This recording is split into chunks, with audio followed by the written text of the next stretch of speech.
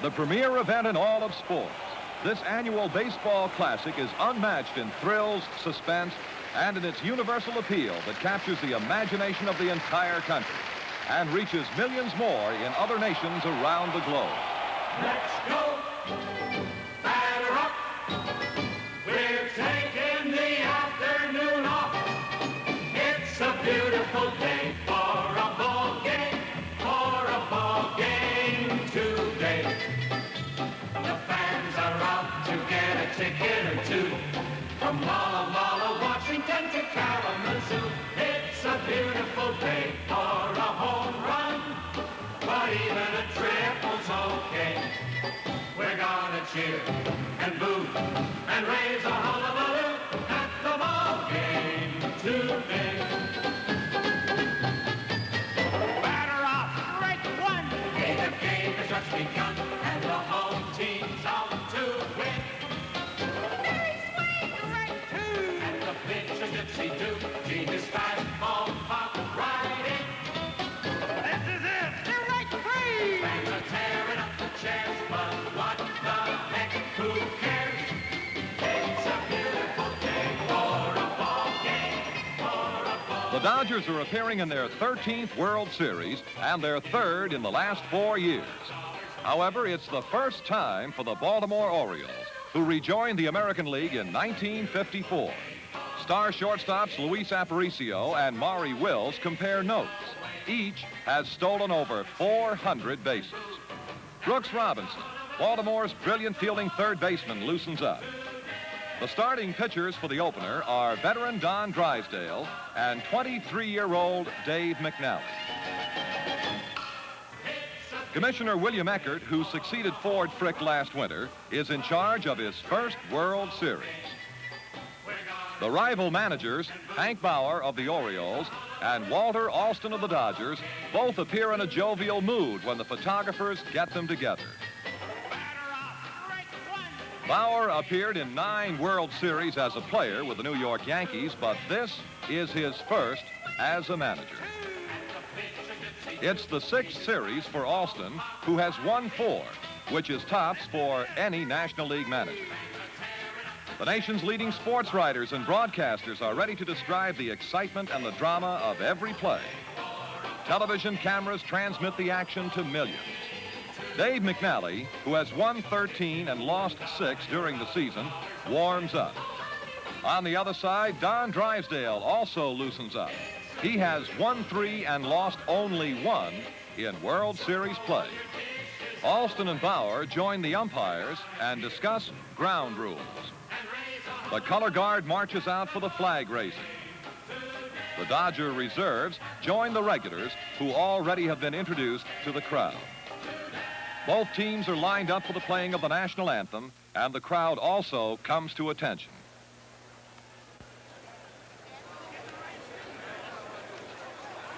Commissioner William Eckert throws out the first ball. Beautiful Dodger Stadium is packed, and the fans are getting edgy with excitement. And there go the Dodgers onto the field, and the World Series is underway. Don Drysdale walks to the mound for his warm-up throws, while Luis Aparicio looks on.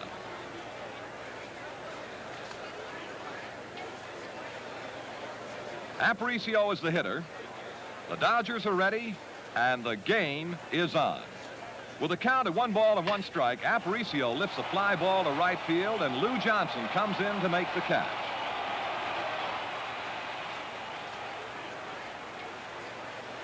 Russ Snyder walks to become the first base runner, and Drysdale takes his time. Frank Robinson gets ready at the plate.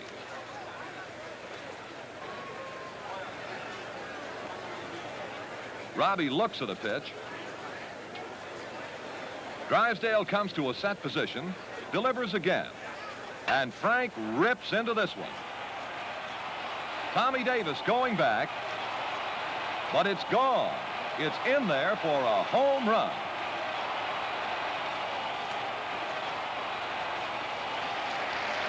Russ Snyder rounds third base and trots on home with a first run of this 1966 World Series. And here comes Frank Robinson. He's still spearheading the Orioles, just as he did during the season in pacing their pennant drive. Robbie led the circuit in hitting, runs batted in, and homers to become the first American League Triple Crown winner since Mickey Mantle in 1956.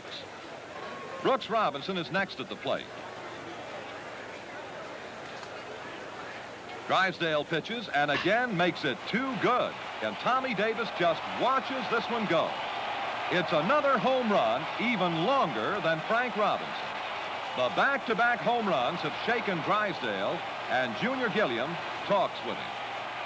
Brooks Robinson completes his home run trot with all the glad-handing repeated all over again by the jubilant Orioles, who now have taken a quick 3-0 lead. Maury Wills walks to open the Dodger first. Willie Davis awaits his batting turn. There he goes. Wills is off and running. Maury, who stole a record of 104 bases in 1962, beats the throw with a beautiful fall-away slide. But the Dodgers can't get him home. In the Baltimore second, with Andy Etchebarren on base and 2 out, Drysdale faces Snyder. And Russ lines a single to left. Etchebarren scores easily from second when the throw to the plate is wild.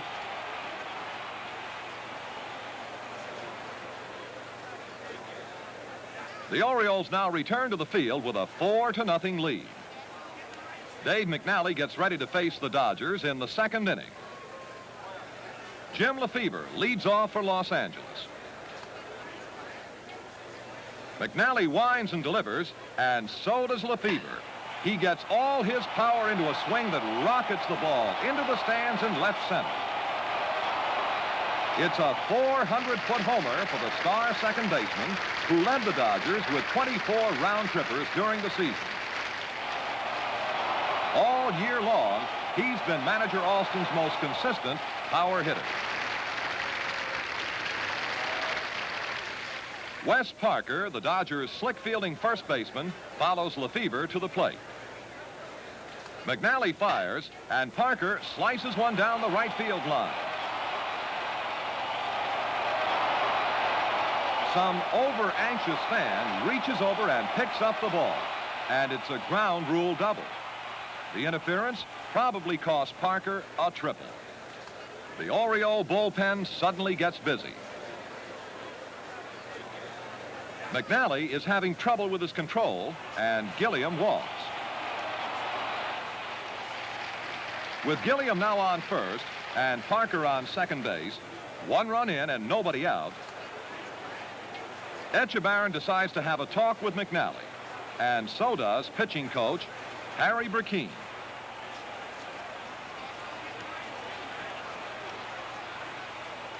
Roseborough drives the next pitch to right center, but Snyder grabs it with a great lunging catch. Let's take another look at that catch. He's still on the dead run when he spears the ball.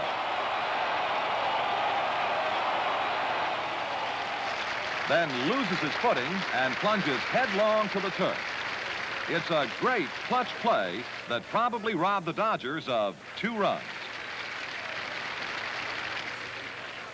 With 2 men on and 1 out, Lefebvre walks in the Dodger third to load the bases, all on passes.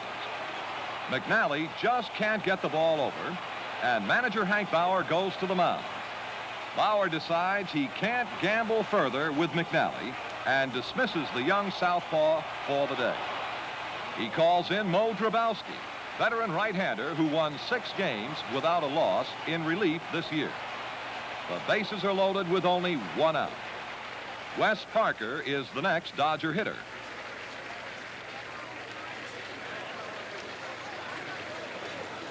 Drabowski pitches, and Parker strikes out. That's the 2nd out in the inning.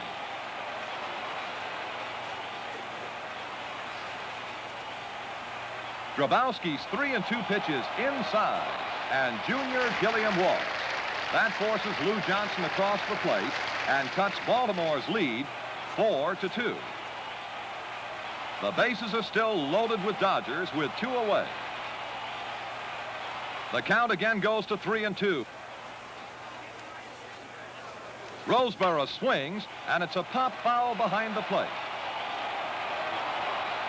Etchebarren grabs it to retire the side. The Orioles score another run in the 4th. Mo Drabowski really starts pouring it on in the Dodger 4th. In fact, he equals an all-time World Series record. 6 strikeouts in a row. Pinch hitter Jim Barbieri strikes out. Next, it's Maury Wills doing it. Willie Davis swings at a third. In the 5th inning, Lou Johnson fans. Tommy Davis misses a crackling curveball.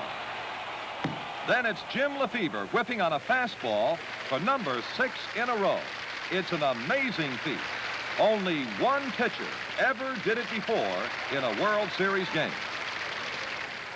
With 2 on and 2 out in the 7th, Tommy Davis forces Willie Davis at second base.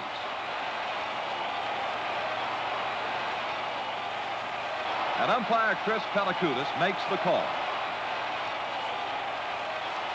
Willie argues, but it's all in vain. The Orioles still retain their 5-2 margin.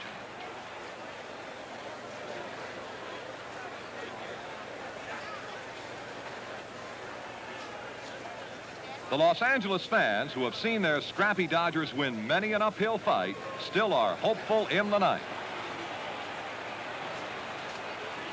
Catcher Etchebarren goes out to talk with Drabowski. This is the farthest Mo has gone in relief all year. Johnny Roseboro leads off for the Dodgers, and he strikes out on a fastball moving away from him. Ron Fairley pinch hits for Ron Peronowski. Drabowski still has plenty left as he whips a 3rd strike past Fairley.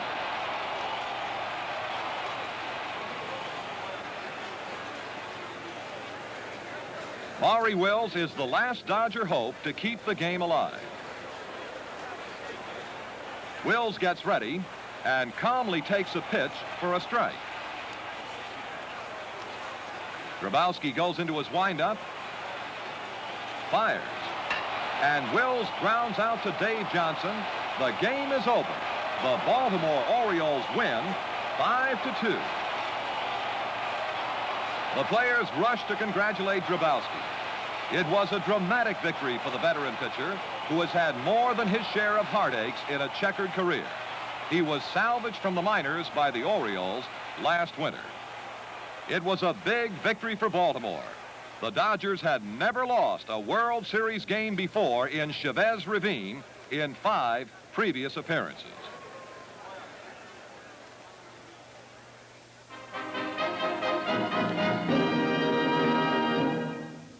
The Orioles appear wonderfully relaxed, and so does Joe Cronin, president of the American League, who is seated with owner Gene Autry of the California Angels. The Robinson boys, Frank and Brooks, whose back-to-back homers started the Orioles rolling yesterday, have been team leaders all season long. Mo Drabowski is still savoring the joy of his spectacular record-tying relief performance. President Warren Giles of the National League hopes for a little better luck today. Sandy Koufax and Jim Palmer are today's starting pitcher. The incomparable Koufax won 27 this year, a National League record for lefties. The youthful Palmer had 15 victories. The Dodger fans are out in force as usual. They've shattered all of baseball's attendance records while rolling up an attendance total of more than 20 million in 9 years in Los Angeles. The Dodgers take the field eager to come back and square the series. Koufax, who takes his final warm-up pitches, goes into this game with 19 consecutive scoreless innings in World Series competition. Luis Aparicio leads off for Baltimore.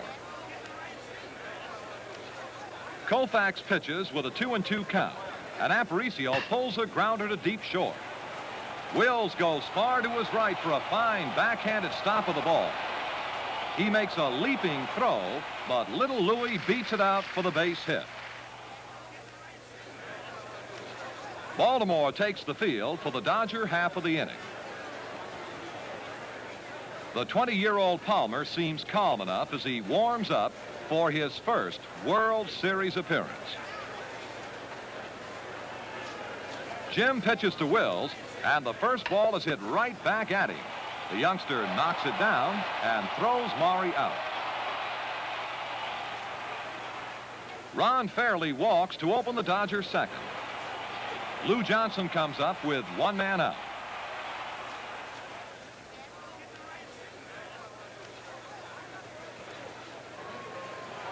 Johnson pokes a little blooper into short right field. Robinson slips on the loose turf, and Johnson dives headfirst into second. Fairley, meanwhile, pulls up at third. Koufax surveys the situation from the batting circle.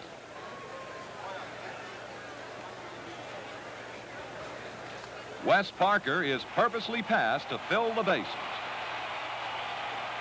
With 2 out, the Orioles prefer to pitch to Koufax. Jim Palmer takes his time in this critical situation. Koufax swings at the first pitch and lifts an easy pop-up to Dave Johnson. And that ends the Dodger threat.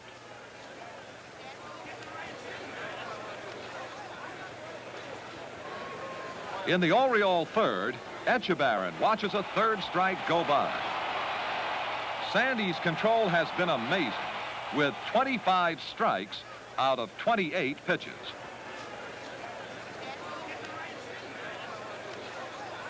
In the Oriole fifth inning, Boog Powell leads off with a sharp single to left field.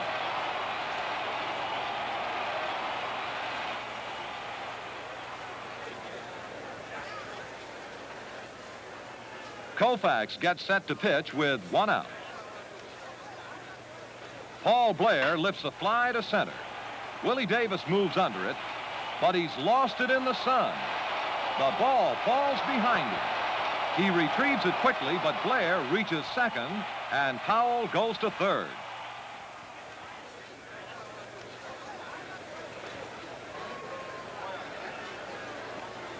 Etchebarren hits another fly to shallow center field.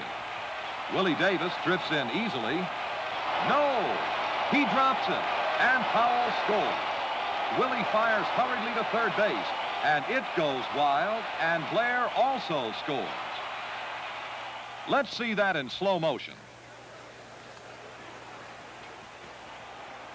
Davis apparently sees the ball because he calls for it. But the ball seems to hit the heel of his mitt as he closes the glove.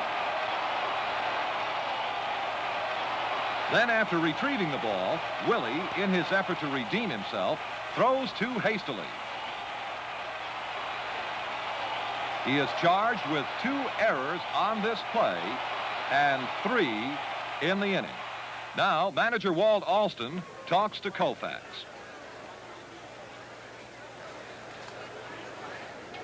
With 2 out, Aparicio rips one past Gilliam down the left field line. And Etchebarren scores while Aparicio scampers around the second base with a stand-up double.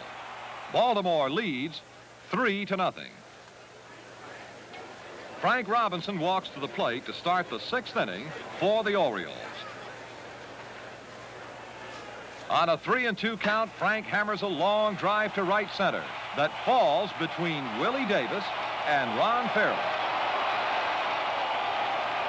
Robbie races around the third for an easy triple. Now let's see what really happened. Fairley and Davis both are there in time, but they hesitate, stop, and back off while the ball drops between them. Koufax now faces the massive Boog Powell, and the big fellow singles to right center. And Frank Robinson trots home with another run. Dodger fans aren't too happy as Baltimore now has pulled away to a 4-0 lead. Ron Peronowski is pitching for the Dodgers in the Baltimore 8th. The Orioles have 2 on and none out, and Coach Billy Hunter is flashing signs. Powell is primarily a power hitter, but in this situation, he lays down a beautiful sacrifice bunt, and both runners advance.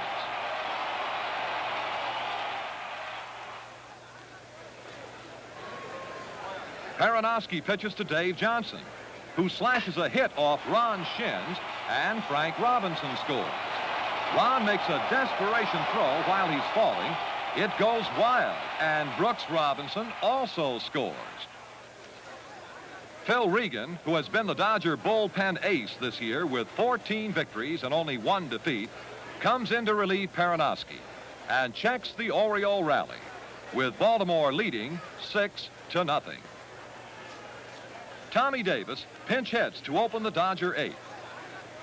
Jim Palmer continues to go calmly about his work as he faces Davis. Tommy Davis, a 2-time batting champion, comes through with a single to right. It's only the 4th hit the Dodgers have been able to get. And Palmer stops the threat right there. Going into the 9th, Palmer still appears strong. His magnificent overhand delivery seems effortless as he gets his full body into the pitch. Ron Fairley is the first hitter, and he strikes out.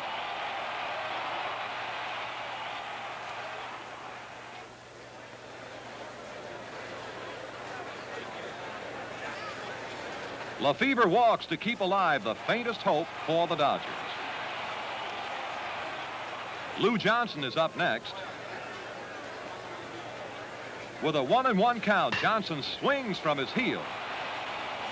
But he flies to left field, and Kurt Bleppery takes it easily. Now Palmer is only 1 out away from a shutout victory, with Roseborough the hitter. Palmer's fastball crackles again, and Roseborough pops up behind short. Aparicio grabs it, and the Orioles win 6-0 for their 2nd straight victory. Andy Etchebarren and Boog Powell rush to congratulate Palmer, and then he's surrounded by all of the happy Orioles. Palmer's triumph made history because at 9 days short of his 21st birthday, he's the youngest pitcher ever to achieve a shutout in a World Series. For Sandy Koufax, there was only sympathy from all Dodger rooters. The Orioles board the jet plane that takes them back to their home grounds as the World Series shifts to Baltimore. After 2 quick victories, this flight should be a smooth and happy one. Baltimore is one of America's oldest and most historic cities, but modern new buildings are reaching skyward everywhere in the city's extensive redevelopment program. Memorial Stadium is one of the marks of Baltimore's great progress. It was built for the new Orioles when Major League Baseball returned here in 1954.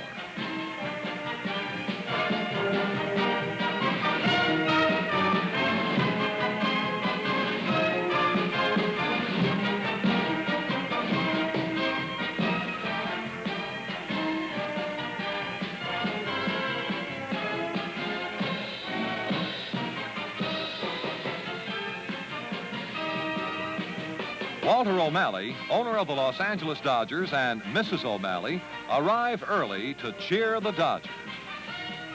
Claude Osteen, a 17-game winner this year, warms up for the Dodgers.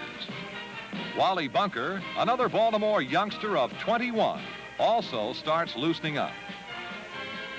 Baltimore fans are eager to see their heroes in action. Dick Brown, the Oriole catcher who was out all season after a serious operation, throws out the first ball.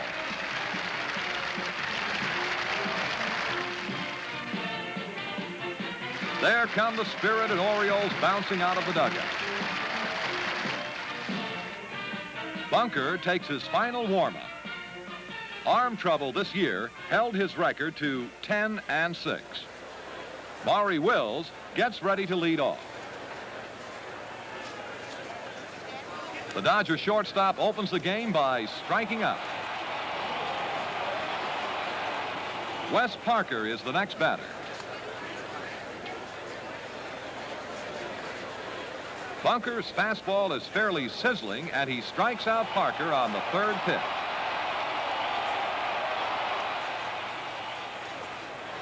Wally's first pitch is hit to left field by Willie Davis, and Blefary charges across and just short of the wall makes the catch.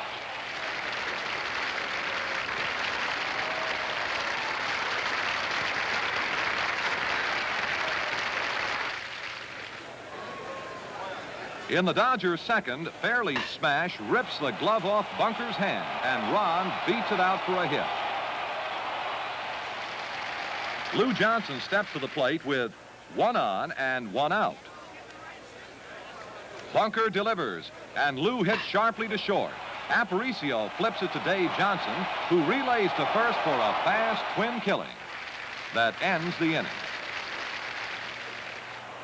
After Powell singles in the Baltimore second inning, with 1 out, Wills signals to Lefevre. Claude Osteen, who has a wonderfully smooth style, goes into his windup and pitches. Dave Johnson swings on a 3-2 pitch and wraps a grounder to Maury Wills at shortstop. Maury fields the ball cleanly and wastes as little motion as possible as he fires to Lefevre for the force out. Jim pivots quickly, and it's a double play.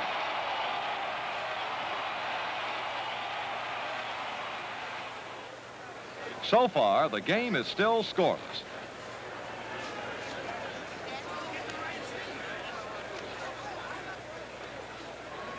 John Kennedy is up in the Dodger third. The young third sacker slashes the ball through the middle. But there goes Aparicio, and he reaches out and spears it. What a play. It looked like it was through there for a hit. Now little Louie puts on the brakes and throws perfectly to first base. Though Kennedy just can't believe it. And neither can the crowd.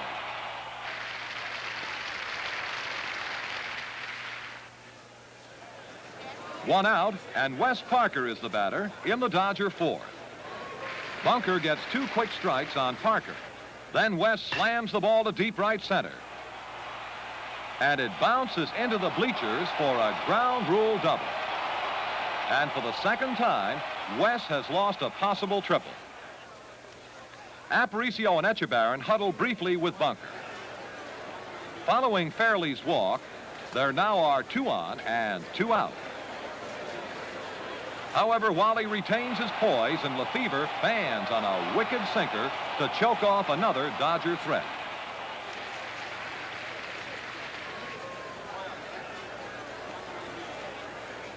Paul Blair comes up in the Oriole fifth with 2 out. Osteen cuts loose with his first pitch, and Blair connects solidly. There it goes. Back. It's a home run. A fan caught the ball out there. It's a 430-foot drive. A tremendous blast. This is a big one indeed at this point. All the Orioles are on their feet applauding Blair as he heads into the dugout. And the Orioles are in the lead 1-0. Blefary bats in the Orioles sixth. And the slugging outfielder rifles a liner toward right, but Parker leaps up for a spectacular one-handed catch. It ends the inning and keeps the Dodgers within striking distance of the Orioles. Baltimore fans are tense as the game goes into the ninth, with the Orioles still clinging to that narrow 1-0 edge. First man up for the Dodgers is Ron Fairley. And Ron fans on a fastball breaking away from him.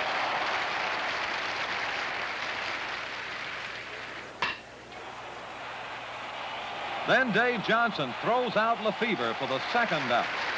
Andy Etchebarren urges Bunker to keep pouring it on.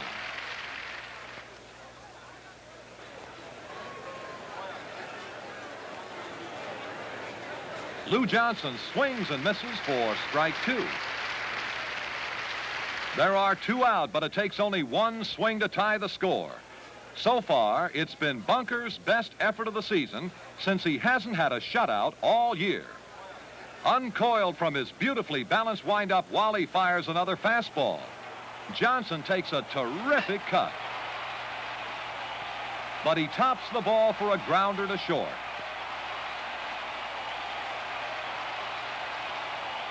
Aparicio gathers it in easily and takes his time on the throw.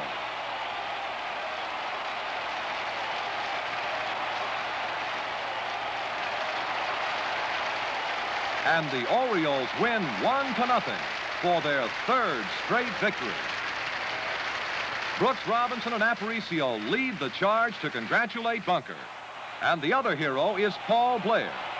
Only twice before has a 1-0 World Series game been decided by a homer.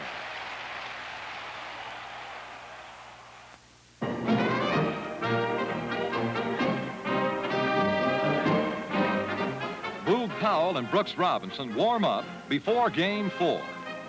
Paul Blair is one happy fella after blasting a homer that won yesterday's game 1-0. Andy Etchebarren, who has done an excellent job behind the plate, and Dave Johnson are rookies who have been prominent in the Orioles' success all year. And here is Hank Bauer with Wally Bunker and Jim Palmer, young pitching stars who have shut out the Dodgers in their first World Series appearances. Jerry Hoffberger, principal owner and chairman of the board of the Baltimore Orioles, is enjoying the results thus far. Dave McNally begins warming up for a rematch with Don Drysdale, who opposed him in the opening game. Vice President Hubert Humphrey throws out the first ball. The Orioles bounce onto the field brimming with confidence. McNally walks to the mound. Wills approaches the plate. The Orioles are ready. And the game is on. With Wills swinging at the first pitch, he flies out to Dave Johnson in short center to bring the first cheer from the record Baltimore baseball crowd of 54,458. Kurt Blefary walks in the second inning, and the Orioles have 2 on with 1 out. That brings Dave Johnson up, and he grounds to Lefebvre.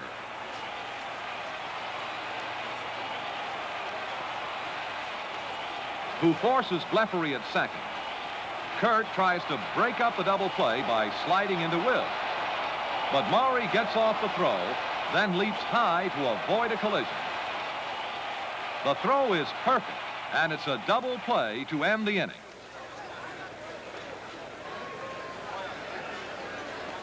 Frank Robinson steps to the plate in the Oriole fourth with 1 out and nobody on. Drysdale fires, and Robbie blasted deep to left. It's a home run. A tremendous drive of 410 feet. That's number 2 for Robbie in the series. He topped the majors with 49 during the season, and Dodger pitching hasn't been able to slow him down a bit. Frank heads for the bench, and a hero's welcome from his mates as well as the fans.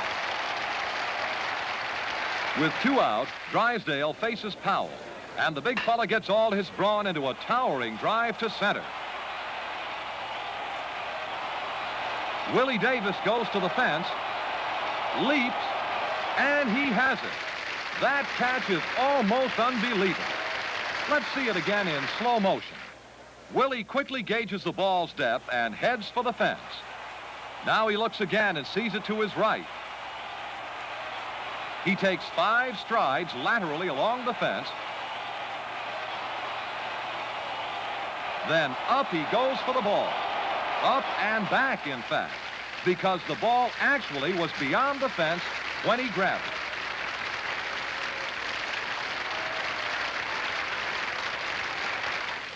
it. In the Dodger 5th inning, Jim Lefebvre leads off with a single to center.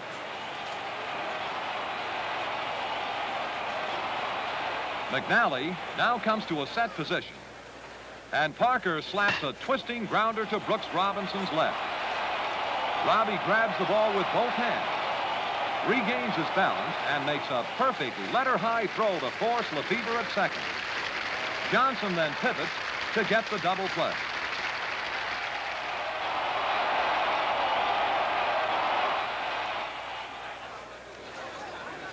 Dave McNally cuts loose a curveball. Fans Roseboro, and it's a World Series record of 29 consecutive innings in which the Dodgers fail to score. Don Drysdale goes to the mound for the Orioles fifth. With 2 out, Drysdale faces Echeverry, and the young catcher strikes out.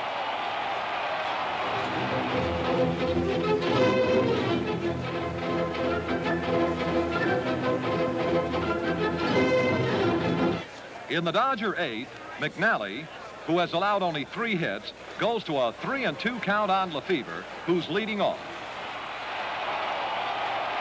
Jim connects with full power and explodes a long one to center field.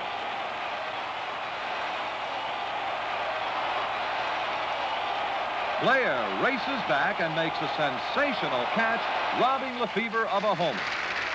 And manager Bauer deserves an assist because he had just sent Blair into center as a defensive move. In the Dodger ninth, Dick Stewart gets ready to pinch hit for John Kennedy.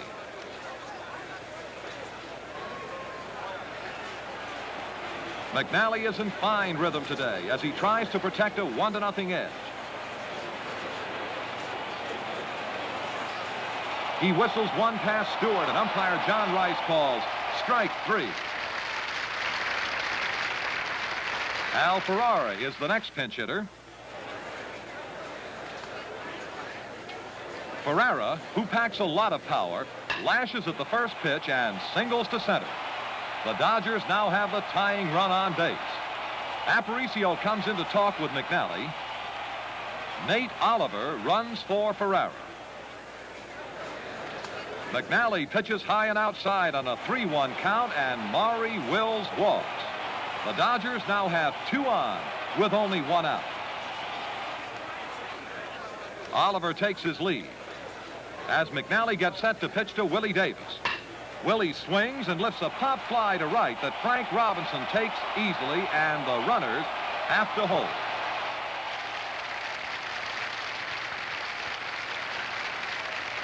Harry Burkeen, Oriole pitching coach, talks with McNally. They want no mistakes now, for McNally is facing Lou Johnson, who led the Dodgers in runs batted in this season. After 2 quick strikes, McNally pitches again, and Johnson flies to center. Blair is there. He takes it, and the Orioles are the new world champions. The leaping Blair is joined by Frank Robinson and Russ Snyder. Meanwhile, the celebration in the infield is just as wild.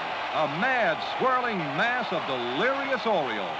It's the first sweep for the American League since 1950. And the Baltimore Orioles, who were supposed to be short of pitching, set a new World Series record of 33 consecutive scoreless innings. Started by the veteran Mo Grabowski and finished by 3 youngsters named Palmer, Bunker, and McNally. Baltimore, the birthplace of Babe Ruth and the home of the famed old Orioles of the 90s, now has some shining new heroes who played errorless baseball during the entire World Series. Manager Hank Bauer and his amazing 1966 World Championship.